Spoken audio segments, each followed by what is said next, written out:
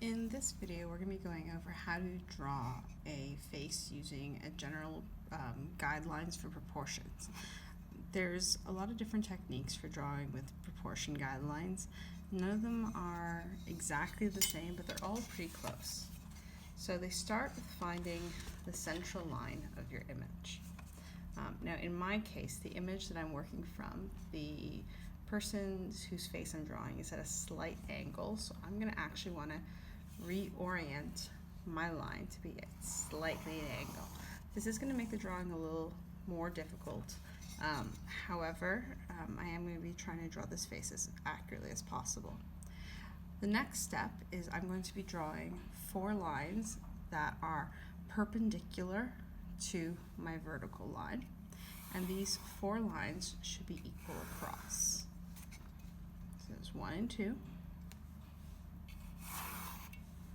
3, and 4. You can see I'm just using the width of the ruler to do this. Now I'm going to identify that each of these areas is a different letter, A, B, and C, because it helps me keep track of what needs to be in what area. So I've got my A, B, and C. Okay, so I'm going to start by creating a general sort of oval face. I want to work very lightly as I'm drawing because I'm going to be making changes as I go along. My oval starts at C, that's where the chin is, and then I'm going to have it go up just past the A line. And I'm just starting with a general oval shape. I'm not trying too hard to make it specific to the person I'm drawing. Okay, so it's just a general shape of an oval. Okay, from that shape, I'm going to start making things more specific, but I just want to block in where everything is so I don't forget. And that'll also give me a chance to erase some of these guidelines and not have to be too worried about where they're placed at the end, because I don't want them to show up in my final drawing. So on my A line is where I want to identify where the eyebrows are. Okay, this is roughly where the eyebrows are. These aren't going to be what this person's eyebrows look like exactly. They're just the location for them. Then what I want to do is I want to do the location of the eyes, which will be just underneath the eyebrows. Location of the nose, which is on the B line. And the locations of the lips, which is just underneath that B line. You kind of want the bottom of the lip to be at the C. So the middle of the lip and the top of the lip kind of come along here. Now remember, these are very generalized. This isn't what this person actually looks like, but it gives me a rough idea of where they are. The next portion is to do the ears. Now, generally with adults, ears line up with the top of the eye. So if I draw myself another guideline coming off the eyes, and here I can see how one eye is too low in comparison to the other, I'm able to see where the tops of the ears should be. The bottoms of the ears should match up with the nose.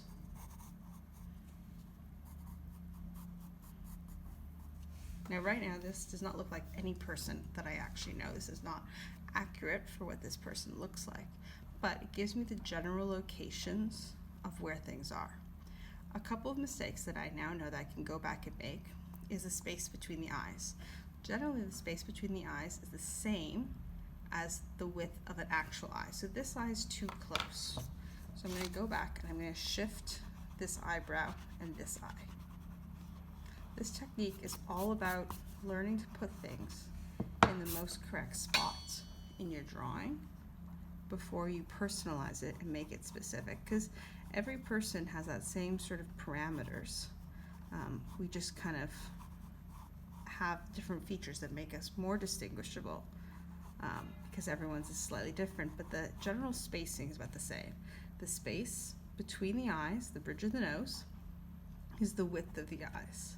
The nose itself, okay, for most people, is generally the width of an eye, and the lips tend to be longer. Now in my case, I'm going to be having to make the lips quite a bit longer because the person who I'm drawing has a rather large mouth. but it gives me a general idea of what these spaces and shapes should be, where the ears are, and so forth. Now you notice that my forehead seems quite large. That's because the hairline is not up here.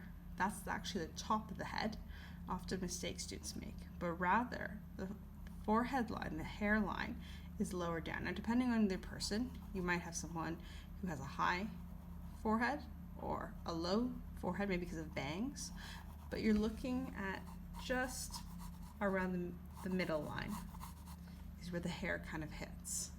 So with these basic guidelines, I know the basic outlay of where everything should be in my drawing. So my next step is to erase all these guidelines and personalize it specifically to the person that I am drawing. Okay, so now that I've erased the majority of those general guidelines, I can go about starting to make this specific. So one of the things that I want to do to help me place my image is I'm going to draw the glasses that this person has. Now, usually I don't draw the glasses so early in a drawing. I tend to leave them until near the end. But one of the reasons that I'm drawing these early is because this person is wearing very large glasses, and I want to make sure that I can keep those on account because they very much block the eyebrows, and I want to be able to be sure that I know where everything falls. So you can see that I'm just sketching it in roughly and getting a base idea of where things are. Now this helps me identify, one, how long the eyebrows are and how high they should come up over the glasses, but also the angle that they come down, because they have a bit of a sharp angle right here. Okay, I can do the same thing now on the other eye. Now this really helps because I'm not following my photograph directly, although my photograph is at an angle, which is what I've done for my drawing. I'm not following it exactly the same. Okay, so for doing the eyes, I want to draw, in fact, not just the eye that I see on the outside, but in fact the entire eyeball, okay? Because that helps me place a couple of things. All right, so for example, the size of the pupil within the eyeball, and then I can layer over top of it and know exactly where the eyelids should be. This person has very wide eyes, so there's very little of the top eyelid showing. There's only a little crease at the bottom underneath the eye, not heavy, but I think I could actually do my pupil still a little bit larger. So I've roughed it in, but that roughing in just is about helping me figure out where things are, such as the little bit of flesh that is at the side, okay, the areas where skin folds around the eyeball. I'm going to do the same thing on the other eye.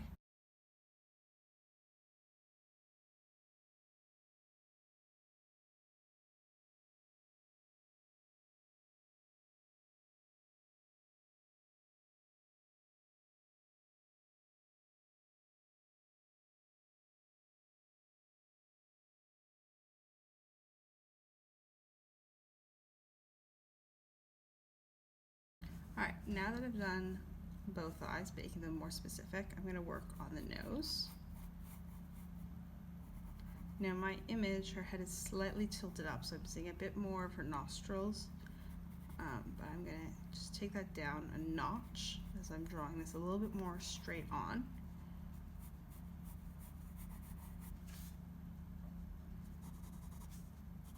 You can see that the nose is not done with a lot of heavy straight lines. There's just a few curved lines in a few places to help distinguish the shape. The last feature that I need to really focus on is the lips. Now in my photograph, the person is holding a very big smile, so I'm going to have to simplify that a little bit.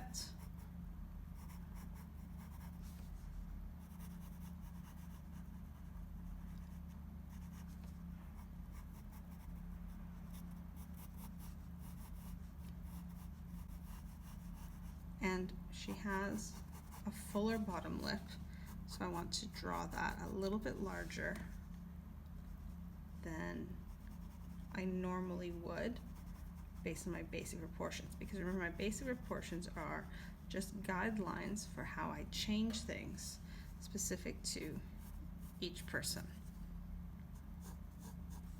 So now that I have these areas roughed in, I can start to define the face shape, make it specific, paying attention to her cheekbones and her jawline to make it unique to her.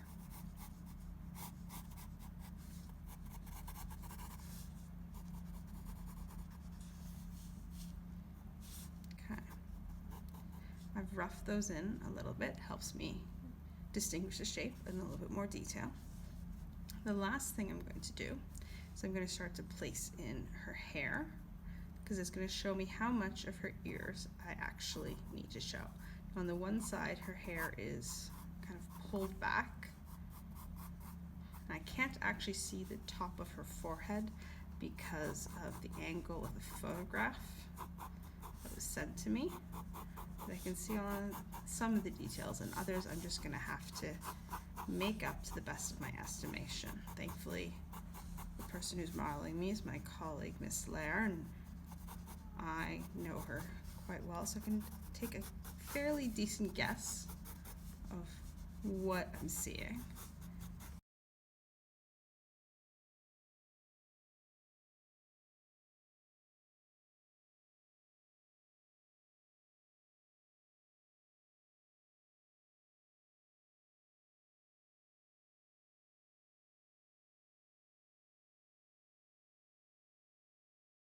Start to make it more specific to her.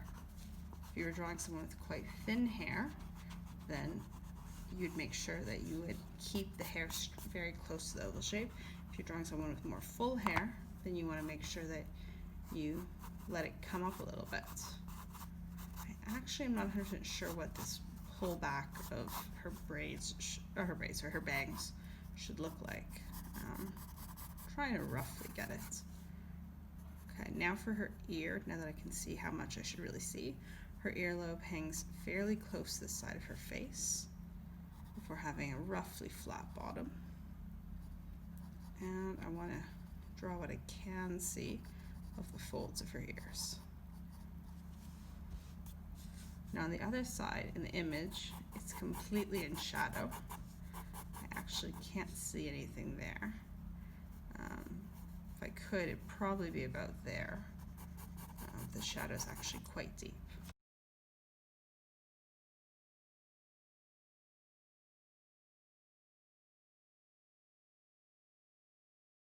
Okay, a couple of things now looking back at this. I think that I haven't actually made her forehead large enough, so I'm going to change that. I'm also going to bring up the hair.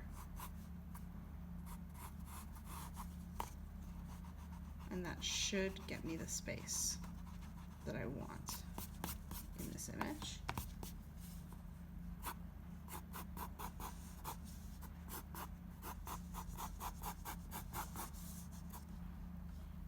And I think I can actually make her face just a little bit more narrow. I think I've actually made it a bit too wide, which means I'm going to have to adjust the ear slightly. Okay. So I've got things roughly in the right place now. So my last step in this drawing will be to go ahead and start adding values to the image.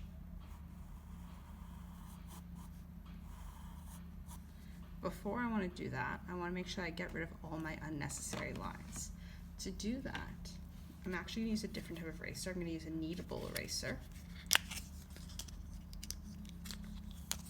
And what I'm going to do is I'm going to turn it into a snake shape.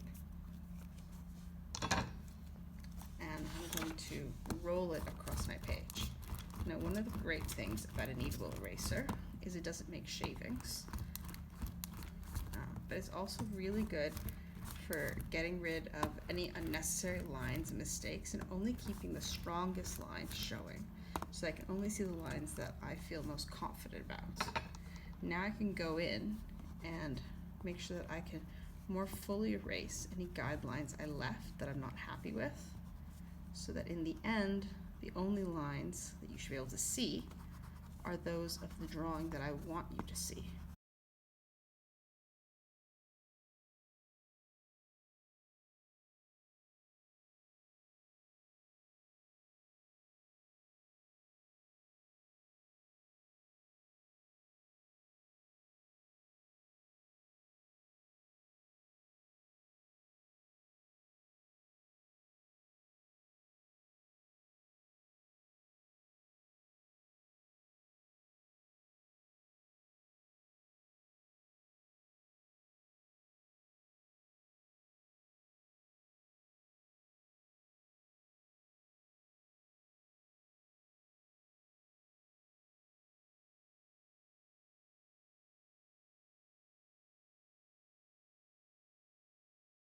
It's really important in a drawing to help it look real and look like it actually belongs in the world somewhere, is that you have a full range of values, which means some areas get quite dark and some areas get very light.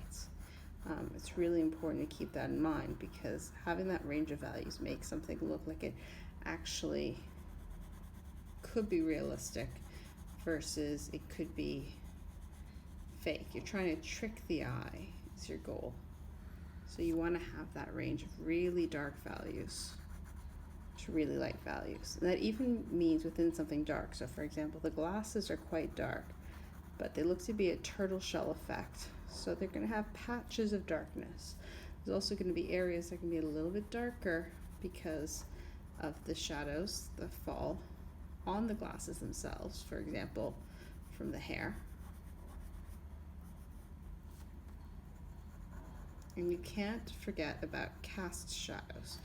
For example, there's a shadow that falls on her cheek because of the glasses, and there's a shadow that falls on her forehead because of her hair.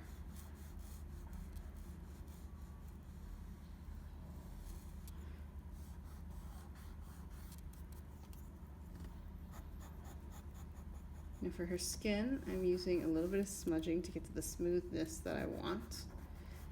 But for hair, I'm trying to keep a streaky effect through the use of hatching lines, which gives it a little bit of texture and helps suggest the interplay of light and volume within the hair, because some areas the hair will be piled more thickly, in some areas a little bit more lightly. It also helps because her hair has sort of an ombre effect, and so I can kind of replicate that through the streaky lines that I'm drawing.